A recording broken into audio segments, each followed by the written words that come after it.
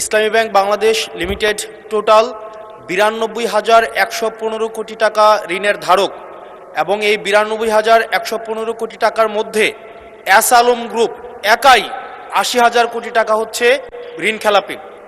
জনতা bank থেকে Beximco group একাই হচ্ছে 25,000 কোটি টাকা হচ্ছে ঋণ খেলাপি।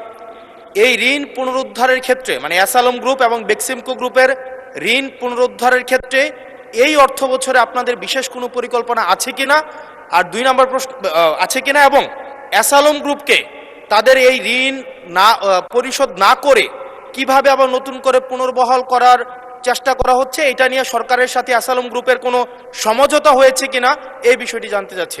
ধন্যবাদ। মাননীয় মন্ত্রী।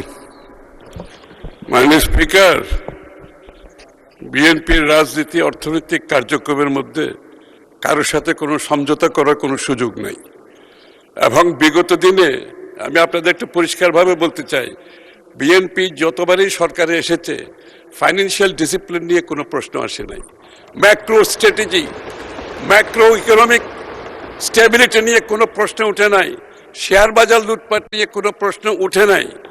সো বি অ্যাসিওর্ড, বিএনপির রাজনীতিতে অর্থনৈতিক পরিকল্পনায় সমঝোতার কোনো সুযোগ নাই, এবং যারাই ব্যাংক থেকে টাকা নিয়েছে পালিয়ে গিয়েছে সকলের বিরুদ্ধে মামলা হয়েছে, মামলা পার্সু করা হচ্ছে, এবং এটার জন্য আমরা বাইরে প্রফেশনাল ফার্মগুলোকে অ্যাপয়েন্ট করেছি এই টাকা দিয়ে যারা পালিয়েছে এগুলো রিকভারের জন্য।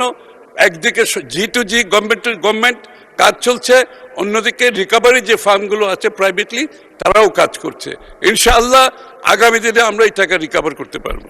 ধন্যবাদ।